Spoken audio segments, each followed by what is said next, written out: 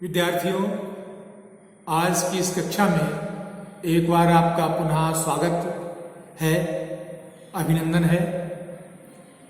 मैं डॉक्टर आदित्य कुमार गुप्ता, सह आचार्य हिंदी विभाग, राजकीय कला महाविद्यालय कोटा, आपको आपके बीए तृतीय वर्ष हिंदी साहित्य के प्रथम प्रश्न पत्र के पाठ्यक्रम में संकलित द्वापर महाकाव्य से अवतरित विद्धता काव्यांश का पाठ करते हुए उसका अर्थ हम आपको बताएंगे। ये विद्धता काव्यांश राष्ट्र कवि मैथिली शरण गुप्त के द्वापर महाकाव्य से लिया गया है। इसका कथानक पौराणिक संदर्भों को समेटे हुए है। यद्यपि विद्धता नाम का उल्लेख भागवत पुराण में नहीं मिलता है, लेकिन मैथिली शरण गुप्त ने विद्धता पात्र को एक प्रतीकात्मक रूप में प्रस्तुत किया है। विद्धता एक ऐसी नारी है जो अपने अधिकारों की मांग करती है, जो पुरुष की उस मानसिकता को चुनौती देती है जिसमें पुरुष अपने को घर का स्वामी समझता है और नारी को बराबर का अधिकार देने में संकोच करता है। विद्धता जब महर्षि संदीपनी के आश्रम में पढ़ रहे कृष्ण बलराम को भोजन करा के आती है, तो उसका पति जो पुरोहित है उसे घर में प्रवेश करने नहीं देता है और ये कहता है कि तुमने बिना मेरी अनुमति के बाहर जाकर अनुचित कार्य किया है, अतः अब तुम घर में प्रवेश नहीं कर सकती हो। ये कहने पर विद्धता एक आधुनिक नारी की तरह अपने पति पुरोहित से कुछ प्रश्न करती है और कहती है कि इन प्रश्नों का उत्तर तुम मुझे दे दो, बेशक मैं चली जाऊंगी, क्योंकि मैं नारी हूं, तुम पुरुष हो, तुम घर के मालिक हो, स्वामी हो, लेकिन बिना उत्तर प्राप्त किए मैं नहीं जाऊंगी। वो क्या कहती है? राम राम हा ठहरो ठहरो, यह तुम क्या करते हो? अवला कहकर भी मुझको यूं बलपूर्वक धरते हो। लज्जा भी छोड़ी क्या तुमने? छोड़ी जहां गया है, तन न जाए पर मन तो मेरा अपनी गैल गया है। लोहित नेत्र फड़कते नथुने, विकृत बदन खरवाणी, नारायण मेरी नर में है, कौन नया ये प्राणी। रौद नहीं विभिष असुचिये, जाओ अरे नहाओ, यह शरीर अब कहाँ जाएगा, शुद्ध शांति तुम पाओ। पर सुनते जाओ संभवता, फिर अवसर न रहेगा, तुम सुनना भी चाहोगे तो तुमसे कौन कहेगा। मैं मर चुकी किंतु मरते ही ठंडी नहीं पड़ी हूं, तुमसे दो बातें कहने को क्षणभर यहां खड़ी हूं। हम तुम पति पत्नी थे दोनों, दीक्षित इस अध्वर में, पर मेरा पत्नित्व मिटाया किसने यह पल भर में। मुट्ठी भर भी जो दे न सके, दासी थी मैं आहा, यज्ञ भंग हो गया तुम्हारा, मेरा सब कुछ स्वाहा। वह गुरु उसने तोड़ा जिसमें यह जोड़ा जकड़ा था, नर झकझोर डालने को ही क्या यह कर पकड़ा था। कामुक चाटुकारता ही थी क्या वह गिरा तुम्हारी, एक नहीं दो दो मात्राएं नर से भारी नारी। नार्यस्तु बाकी की पूर्ण सत्यता पाकर, क्यों न रमेंगे अमर तुम्हारे इस अध्वर में आकर। हा अवला हा अरि अनादर, अविश्वास की मारी, मर तो सकती है अभागनी, कर न सके कुछ नारी। जहां दीयता तथा भुज्यता मुख्य ही दो बातें, जहां अतिथि हो आप देवता, आज वही ये गाते। जाए वहां से बेही जो अब भी बालक हैं, किंतु हमारी परंपरा के प्रश्रय हैं, पालक हैं। धर्म तुम्हारे घर आया था, अपने कर फैलाए, पर भूखे ने भरम गमाया, फिर भी धक्के खाए। अब तुम किसको साध रहे हो, चला गया है वह तो, पाप कर रही थी क्या कोई, कहो समूह में यह तो। अधिकारियों के दुरुपयोग का कौन कहा अधिकारी, कुछ भी स्वत नहीं रखती क्या अर्धांगिनी तुम्हारी। मैं पुण्यार्थ जा रही थी, तुम पाप देख भी बैठे हा, और आप अवसर के बर को साप लेख बैठे हा। जिसमें पशुवध करते करते सूखा हृदय तुम्हारा, बेमख मिटे और हे ईश्वर इन्हीं बालकों द्वारा। स्वयं स्वर्ग फल बाली भी उस लोलुपता का लय हो, कर्म हमारा क्षमतामय हो, धर्म सुसमतामय हो। किंवा कटता नहीं पाप भी, जब तक रहे अधूरा, हो निषिद्ध भी सांग सिद्धि है यज्ञ तुम्हारा पूरा। नाचे गावे सुरांगनाएं, आवे इंद्र पधारे, मेरे आश्रय तो उपेंद्री, तारे और न तारे। हाय बधु ने क्या बर विषयक, एक वासना पाई, नहीं और क्या उसका कोई पिता पुत्र और भाई। नर के बाटे क्या नारी की, नग्न मूर्ति ही आई, माँ बेटी या बहन हाय क्या, संग नहीं वह लाई। श्याम सलो ने पर यदि सचमुच मेरा मन ललचाया, तो फिर क्या होता इससे कहीं रही ये काया। दूर मधुप को भी पराग ने पहुंचा दिया कुसुम ने, हे वेदज्ञ खेद इतना ही, भेद न जाना तुमने। अभी और कविता है, आज हम इतने ही छंदों का आपको भावार्थ बता रहे हैं। विद्वता कहती है कि राम राम, अरे राम राम, ठहरो ठहरो, तुम क्या करते हो, अरे तुम मुझे घर से क्यों निकाल रहे हो, तुम अबला मुझे कहते हो, बड़ा आश्चर्य है तुम अबला कहते हो नारी को, और अबला कहकर तुम हमें बलपूर्वक अपने घर से निकाल रहे हो। जबकि अबला पर तो बल प्रदर्शन किया ही नहीं जा सकता, जब वो अबला है तो उस पर बल प्रदर्शन कैसा, लेकिन तुम अबला कहकर के मुझे घर से निकाल रहे हो। क्यों निकाल रहे हो, अरे ठहरो, मैंने कोई गलत नहीं किया है, मैं तो केवल उनको भोजन खिला करके आई हूं, और किसी को भोजन देना कोई गलत नहीं है। लज्जा भी छोड़ी क्या तुमने, जहां छोड़ी दया है। अरे दया तो तुमने छोड़ी दी, लेकिन तुम लज्जा भी छोड़ दी। अरे तुम्हारे अंदर इतनी भी लज्जा नहीं है कि तुम एक महिला को बलपूर्वक घर से बाहर निकाल रहे हो, महिला पर अपना बल दिखा रहे हो। पुरुष हो और तुम एक महिला पर बल दिखा रहे हो, क्या तुम्हारी लज्जा खत्म हो गई? दया तो तुम्हारे अंदर है ही नहीं। दया होती तो शायद तुम मेरे साथ ऐसा व्यवहार नहीं करते, क्योंकि मैं तुम्हारी अर्धांगिनी हूं, तो दया तो तुम्हारे अंदर है ही नहीं। तन न जाए पर मन तो मेरा अपनी गैल गया है। ठीक है, तुम्हारे कहने से, तुम्हारे दबाव में, या तुम अधिकार पूर्वक मेरे शरीर को रोक सकते हो, लेकिन मेरा मन जो परात्पर ब्रह्म, जो विष्णु के अवतारी जो श्री कृष्ण है, उनके चरणों में अगर लगा है तो मन तो मेरा उनके पास हमेशा जाएगा। ठीक है, तन के तुम स्वामी हो, तन पर तुम अधिकार कर सकते हो।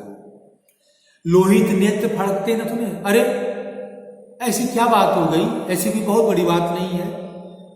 मैं तो उनको भोजन करा के आ रही हूं, और तुम्हारे लोहित नेत्र, तुम्हारे नेत्र लाल हो गए हैं, फड़कते नथुने नथुने फड़क रहे हैं। विकृत बदन, तुम्हारा मुख विकृत हो गया है, भाव भंगमाएं तुम्हारी बदल गई हैं, खरवाणी तुम्हारी वाणी तीक्ष्ण हो गई है। नारायण मेरे नर में है, कौन न्याय प्राणी। हे नारायण, ये समझ में नहीं आती है वो कि मेरे नर में कौन प्राणी ऐसा है। अर्थात तुम्हारा मैंने रौद्र रूप देखा ही नहीं था कभी, मैंने कभी सोचा ही नहीं था कि तुम्हारे अंदर इस प्रकार का एक विकृत व्यक्ति भी वास करता है। वो आज पहली बार मुझे देखने को मिला, तो लग रहा है कि मेरा नर, मेरा पति तो जिसे मैं नारायण मानती थी, इसमें एक दूसरा प्राणी कौन सा आया जो मेरे साथ ऐसा व्यवहार कर रहा है। रोध नहीं विभस असुचि, जाओ अरे नहाओ। अरे रोध नहीं, ये गुस्सा नहीं है, यह विभस असुचि, यह पवित्र घृणास्पद भाव है। अर्थात कृष्ण परात्पर ब्रह्म है, और ब्रह्म के लिए मेरे संदर्भ में तुम ऐसे असुचि विभत्स घृणास्पद तुम विचार लेकर के भी कैसे आए? अरे गुस्सा नहीं है तो बड़े घृणास्पद विचार है और तुमने बहुत गलत किया है, इसलिए तुम क्या करो, नहाओ, जाकर के स्नान करो, और जब तुम स्नान करोगे तब तुम्हें शुद्ध शांति प्राप्त होगी। तो तुम सोचोगे कि वास्तव में तुम कितना गलत कर रहे हो, क्योंकि मैं तो प्रभु की सेवा में गई थी, मैंने कोई गलत कार्य नहीं किया। पर सुनते जाओ, संभवतः फिर अवसर न रहेगा। लेकिन सुनते जाओ, क्योंकि फिर अवसर नहीं रहेगा। तुमने घर से मुझे निकाल दिया, मैं चली जाऊंगी, लेकिन फिर तुमसे कहने वाला कौन होगा? इसलिए मेरी बात सुनते जाओ। तुम सुनना भी चाहोगे तो तुमसे कौन कहेगा? मैं मर चुकी, किंतु मरते ही ठंडी नहीं पड़ी हूं। मर चुकी हूं क्योंकि तुमने मुझे छोड़ दिया, तुमने मुझे घर से निकलने के लिए कह दिया, तुम्हें तो मर गई। विद्यार्थियों, ये उस समय की सामाजिक एक जो रूढ़ी है, परंपरा है, यह सामाजिक जो विकृति है, उसकी ओर संकेत करती है कि पुरुष घर का मुखिया और प्रधान होता था, और वो अगर पत्नी को घर से निकाल दे तो समाज भी उसे कोई सहारा या आश्रय नहीं देता था। तो ये कहती मैं तो मर चुकी, अर्थात मैं तो समाप्त हो गई, लेकिन मैं ठंडी नहीं पड़ी हूं। लेकिन मेरे अंदर की जो ज्वाला है, मेरे अंदर की जो अग्नि है, मेरे अंदर जो प्रश्नों की एक लड़ी है, वो प्रश्न उत्तर चाहती है। मैं अभी शांत नहीं हूं। तुमसे दो बातें कहने को क्षण भर यहां खड़ी हूं। तुमसे दो बातें करने के लिए, अर्थात अपने प्रश्नों का उत्तर मांगने के लिए मैं तुम्हारे सम्मुख खड़ी हूं, और तुम्हें मेरे प्रश्नों का जवाब देना होगा। हम तुम पति पत्नी थे, दोनों दीक्षित हद्धर्म में। हम दोनों पति पत्नी थे, अर्थात हमारा तुम्हारा विवाह हुआ था। इस अध्वर्म में वेदिका के ऊपर हमने पवित्र अग्नि के समान हम दोनों पति पत्नी के रूप में दीक्षित हुए थे। पर मेरा पत्नीत्व मिटाया किसने पल भर में? और तुमने उस पत्नीत्व के अधिकार से पल भर में मुझे वंचित कर दिया। अर्थात हम दोनों साथ साथ पति पत्नी बने थे इस यज्ञ में, इस पवित्र अग्नि के सामने, और तुमने मेरे अधिकार को अकेले ही मिटा दिया। मैं पूछती हूं तुमसे, तुम कौन होते हो मेरे पत्नीत्व के अधिकार को मिटाने वाले? मुट्ठी भर भी जो दे न सके दासी थी मैं। क्या मैं दासी हूं? क्या मैं मुट्ठी भर किसी को आने नहीं दे सकती? मेरा अपराध क्या है? यही तो है ना कि मैं मुट्ठी भर दाने, मैं थोड़ा सा खाना उन दोनों को खिलाई दे आई। तो क्या मैं दासी थी? मैं इतना नहीं कर सकती थी? मैं तुम्हारी पत्नी थी, अर्धांगिनी थी, बराबर का अधिकार रखने वाली हूं। अगर मैं तुम्हारी बिना अनुमति के अगर मुट्ठी भर दाना में दे आई हूं, अगर मैं एक थाली खाना में पकाया हूं, तो मैंने कौन सा अपराध कर दिया है? यज्ञ भंग हो गया तुम्हारा, मेरा सब कुछ स्वाहा। अरे तुम्हारा तो भले यज्ञ भंग हुआ हो, लेकिन मेरा तो सर्वस्व स्वाहा हो गया कि तुम्हारे छोड़ देने के बाद मेरा संसार में कोई सहारा नहीं रह गया है। अर्थात मैं तो पूरी तरीके से समाप्त हो गई हूं। वह गुण किसने तोड़ा जिसमें जोड़ा झगड़ा था? ये पत्नी का हमारा तुम्हारा जो जोड़ा था, जिस धागे में बंधा हुआ था, जिस पवित्रता के धागे में बंधा हुआ था, वो किसने तोड़ा? अर्थात तुमने तोड़ा। उस तोड़ने की उत्तरदायी तुम हो। तुमने ही मुझे पत्नीत्व के अधिकार से क्या किया है? वंचित किया है। हे नर, क्या कहती मित्रता? नर पति। हे पुरुष, झकझोर डालने को ही क्या एक कर पकड़ा था? क्या तुमने हमारा ये हाथ जो पकड़ा था, ये झकझोर डालने के लिए, यानी इस प्रकार छोड़ने के लिए पकड़ा था? विद्यार्थियों, ये यहां पर इस बात का संकेत करता है कि विवाह के अवसर पर पुरुष होने वाली पत्नी का हाथ पकड़ता है और ये वचन देता है कि वो हाथ जीवन भर थामे रहेगा और इस साथ की कद्र करता रहेगा और विचारपूर्वक बराबर के अधिकार से कार्य करेगा। तो मित्रता कहती है कि क्या झकझोरने के लिए तुमने हमारा हाथ पकड़ा था? कामुक चाटुरता ही थी क्या वो गिरा तुम्हारी?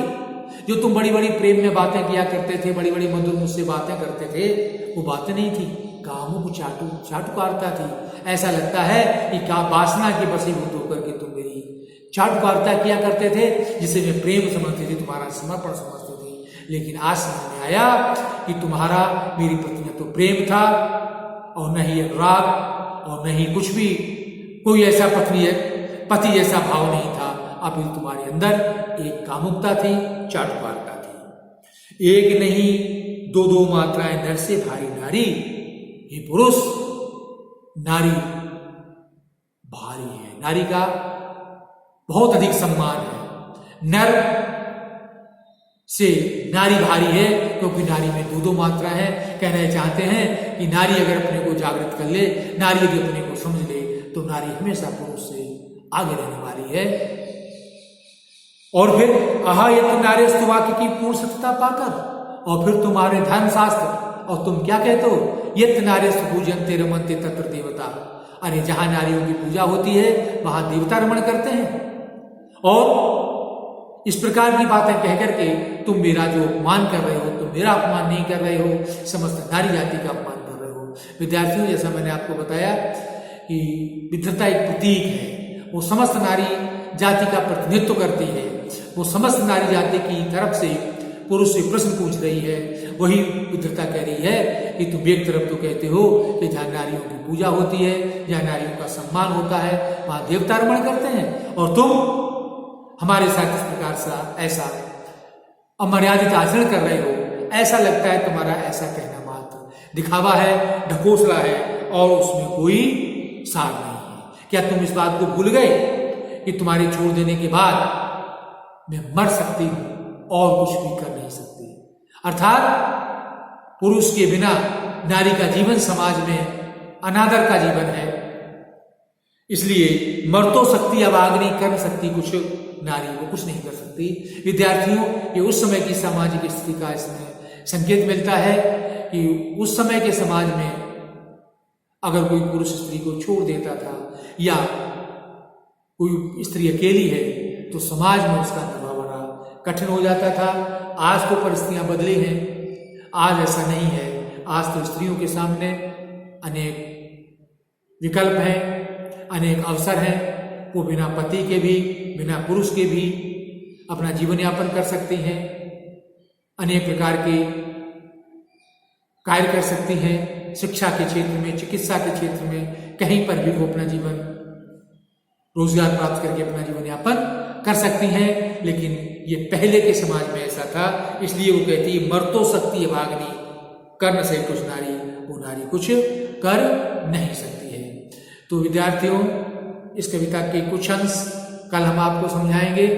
इस कविता में मैथिलीशरण गुप्त ने विद्वता के माध्यम से नारी के जीवन की जो समस्याएं हैं, नारी के जीवन में जो सामाजिक विसंगतियां आती हैं, नारी समाज में किस तरीके से अपमानित होती है, नारी को किस प्रकार से पुरुष के द्वारा उसके अधिकारों से वंचित किया जाता है, इन सब बातों का चित्रण विद्वता के माध्यम से किया गया है। और विद्वता इन सारे प्रश्नों का उत्तर लेना चाहती है। सारी प्रश्न वो कहती है, वो एक आधुनिक नारी की तरह है जो अन्याय और अत्याचार को चुपचाप सहना नहीं चाहती और न सहती है, अपितु ये आधुनिक नारी की तरह, एक शिक्षित नारी की तरह सारे अन्याय और अत्याचार का प्रतिकार करती है, अत्याचार का प्रतिकार करती है, और अपने पुरोहित पति से ये जानना चाहती है कि आखिर उसने ऐसा आचरण उसके साथ क्यों किया। कल हम पुनः इस कविता का जो शेष अंश है वो आपको समझाएंगे। तब तक के लिए आपसे विदा।